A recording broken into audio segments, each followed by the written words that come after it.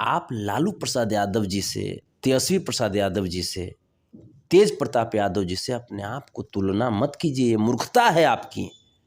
लेकिन जब सरकार लालू जी की सिद्धांत वाली बनी, तब इनको जब बोला गया कि हाँ एक आध वो गाना गा दीजिए, या बोलने की क्या जरूरत थी आपको? आप जब ऐसे ही जब आप आरजेडी को आप चाहते थे, तब तो आपको बिल्कुल गाना गा देना चाहिए था।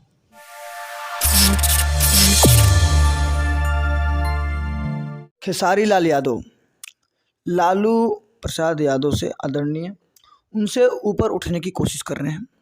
आपका शब्द इस तरह से आ रहे थे, उनसे बड़ा बनने की कोशिश कर रहे थे, क्या ये सही है?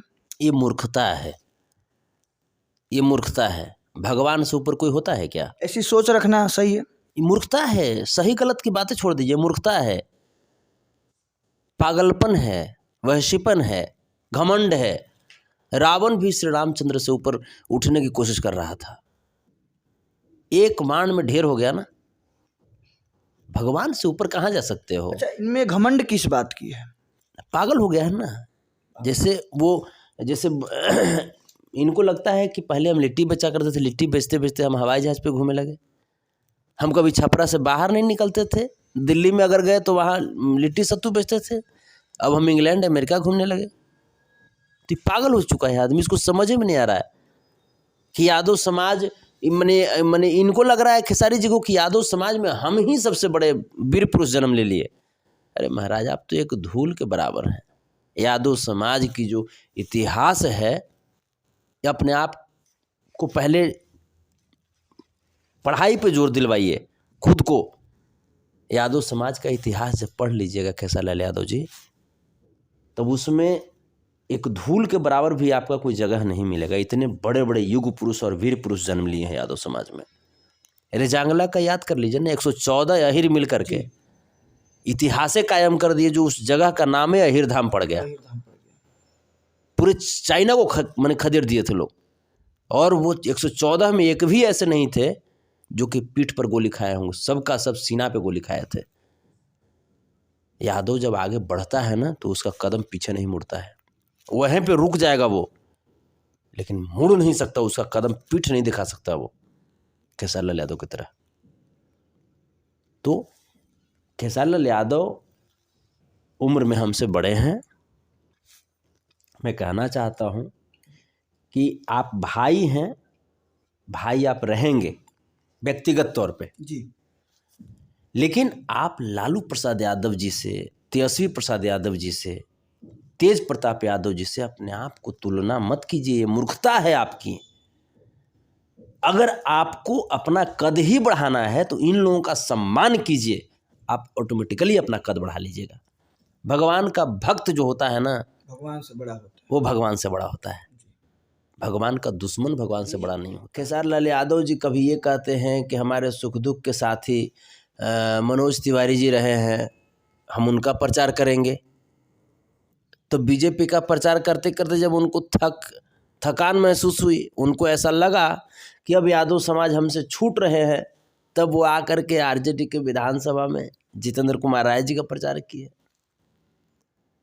जब इनको बोला जाता है, जब सरकार जब नहीं थी, सरकार जब बीजेपी की थी, सरकार जब यहाँ पे जो डबल इंजन की सरकार जब चल रही थी, उस समय गाना गाते हैं कि लालू बिना चालू ही बिहार ना हुई, ऐसा कह करके। चूँकि चुनाव तो हो चुका था ना, इनके गाना गाने से भी चुनाव का परिणाम थोड़ा बदल सकता था। जी नहीं। तब इस बीच में गाते हैं कि लालू बिना चालू ही बिहार ना हुई, ऐसा कह करके यादव का समर्थन प्राप्त किए। लेकिन जब सरकार लालू जी की सिद्धांत वाली बनी, तब इनको जब बोला गया कि हाँ एक आध वो गाना गा दीजिए, या बोलने की क्या जरूरत थी आपको? आप जब ऐसे ही जब आप आरजेडी को आप चाहते थे, तब तो आपको बिल्कुल गाना गा देना चाहिए था, आपको बधाई संदेश देना चाहिए था। लेकिन ये उन सभी एक्टिविटी से दूर रहे। इसके साथ साथ ये जब बोलते हैं कि हम लालू जी को इतना मानते हैं, ये करते हैं, वो करते हैं, तब तो इनको लालू प्रसाद यादव जी, जो कि हम सब के लिए भगवान श्री कृष्ण के बाद उनका जगह आता है, भगवान श्री कृष्ण के बाद भगवान के रूप में हम लोग लालू प्रसाद यादव जी को ही मानते हैं, मुलायम सिंह यादव जी को ही मानते हैं। उनका भी पेज को इनको ये नहीं महसूस हुआ कि हाँ फॉलो किया जाए। फिर आप कैसे यादव हैं? आप कोई नॉर्मल हस्ती तो नहीं ना है, आप एक ऊंचाई हासिल कर लिए हैं। आपके पीछे कितने लोग आपको आइडियल मानते हैं, देखा देखी आपका करेंगे। तो अगर आप लालू प्रसाद यादव जी को फॉलो नहीं कर रहे हैं, इसका मतलब कहीं ना कहीं आप या तो उसके प्रति सेंसियर नहीं है कि हाँ लालू प्रसाद यादव जी को फॉलो किया जाए, इस घटना के प्रति आप सेंसियर नहीं है, या तो आप अपने आप को लालू प्रसाद यादव जी से भी ऊपर मानते हैं।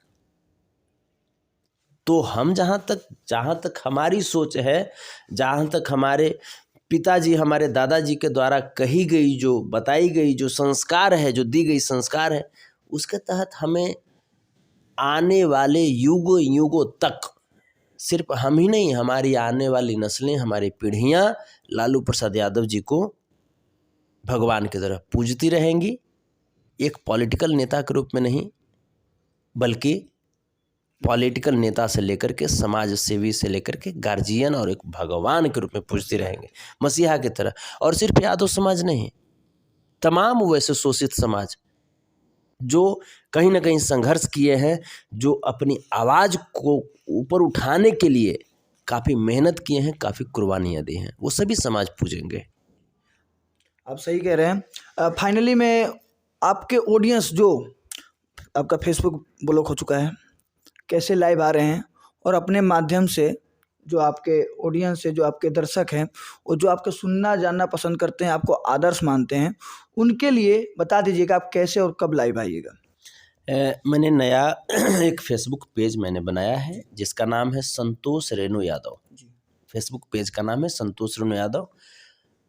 उस पर मेरा जो फोटो है, एक कुर्ता पहने हुए और एक गमछा लिए हुए वाइट कलर का। ऐसे तो बहुत सारी आपकी आईडी बनी हुई है, कैसे कोई पहचान पाएगा कि आप ही हैं? हाँ, तो उस पर जब जाएंगे तो अभी वो मुश्किल से 5-6 दिन पहले का बना हुआ आईडी है, और उस पर मुस्कुराता हुआ मेरा बाल उल है उसमें, और गमछा वाइट कलर का है, और पीछे वो पेड़ पौधा का बैकग्राउंड है। वही आईडी जो है जिसको मैं चला रहा हूँ।